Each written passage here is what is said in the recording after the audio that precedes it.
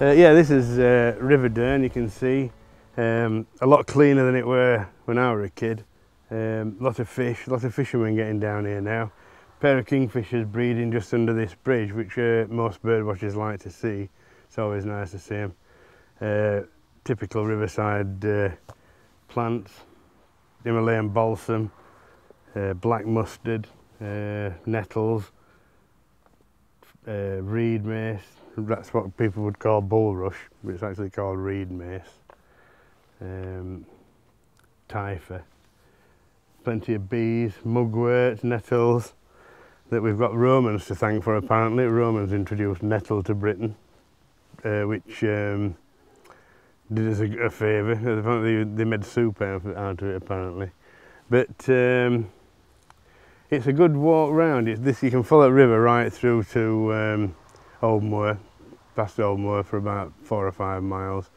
Other way goes to Dennebyings, where it joins the River Donner. You can go through on Transpennine Trail through to Sprotborough and Doncaster. But yeah, it's a grand walk along River Dearne these days, and it's been utilised very well by people on lockdown. People getting their exercise. Blackbird there singing. Right, so we.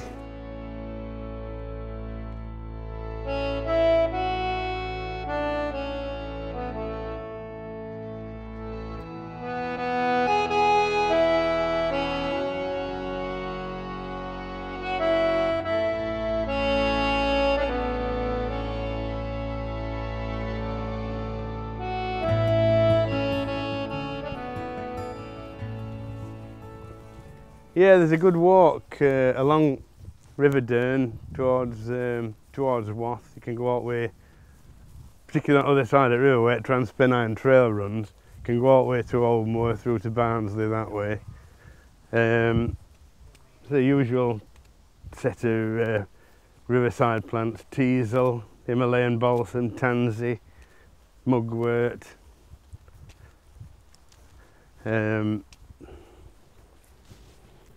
It's as you can see, it's very popular. A lot of people walking round.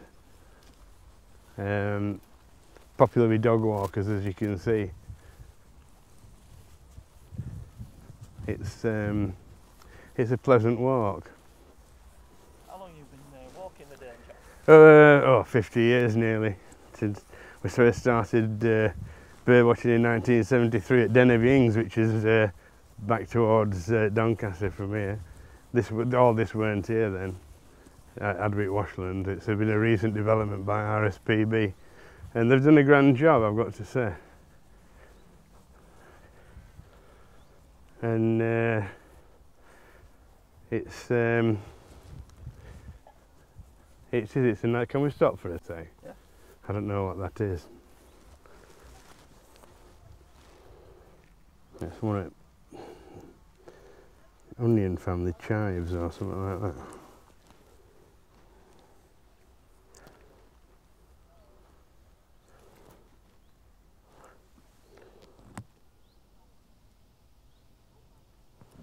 Always finding new things, then, John. Oh yeah, yeah. I mean, with plants you can go forever. It's you know, you always, no matter how experienced you are, you're always turning new stuff up. That plant, that plant there. This is Angelica that they make cake materials from. Angelica. This is great burnet. It's a late flowering plant, late burnet. It's usually found on limestone, so I don't know what that's doing there.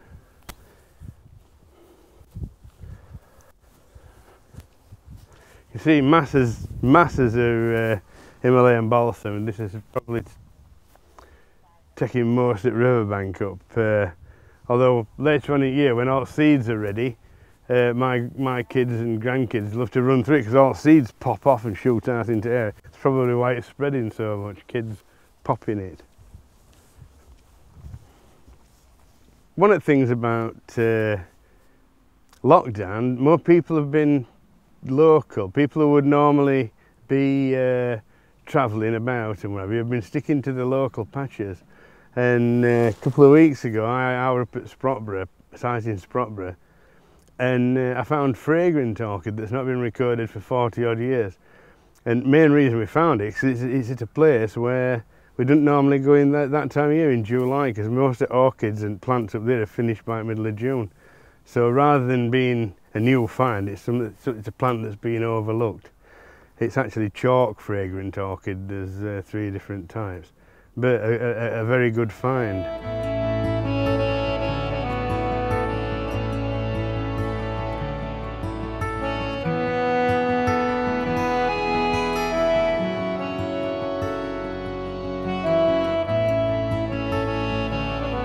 Another benefit that we had at start of lockdown, there were a male bittern booming on a small pond near to Mexborough, very near to Mexborough. At first we were a bit concerned that you know, people would find out and birds' nests would come down. But there were so many people walking by all the time, and we started telling everybody what, you know, it's a bittern and keep your eyes peeled if anybody's going right back and tell them to come out and what have you. And we had like an army of self-appointed bittern wardens. Now, I don't know if bird bred on there, because you never get to see young ones unless you're very lucky. But the piece of water that it's on is only about 50 yards square with reeds and stuff in that they like.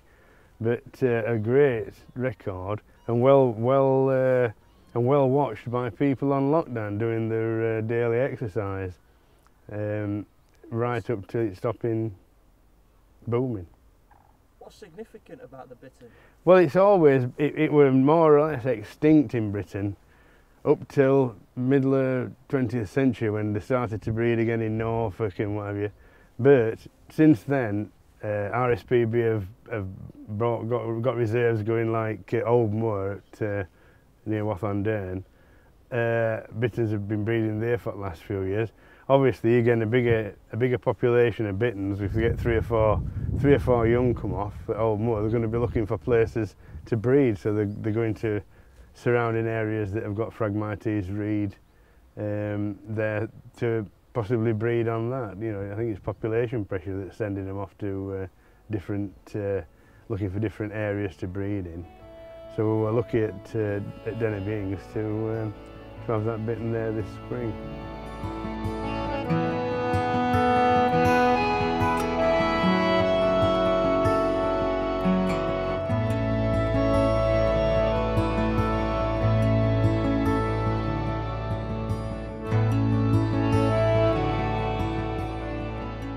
What's Dearne mean to you, John? Well, it's been a bonus for me because with me growing up in Thurnscoe, there were no nearby river. Only sort of water area we had were Nobby's Pond that's been drained for years, and I've spent a lot of time walking down by Dearne and walking along Dearne to different places. Walking through to Old Moor, Wathings as it used to be. Transpennine has been a big help as well. That's since that's been built, a lot easier to walk down by river and along through to different places along Dearne. But it's made a nice walk. It's a pleasant, beautiful river compared to what it used to be, a polluted mess, really. Yeah, it used to be a polluted mess, full of detergent and oil, and everybody pumped all the wastewater into it, all their detritus. It were nothing lived in it. There were no fish. I noticed that they've put some fish jumping concrete things. I don't know if they're expecting to get salmon back in. There's salmon going up as far as Sheffield recently, so hopefully we'll get some coming up Dearne.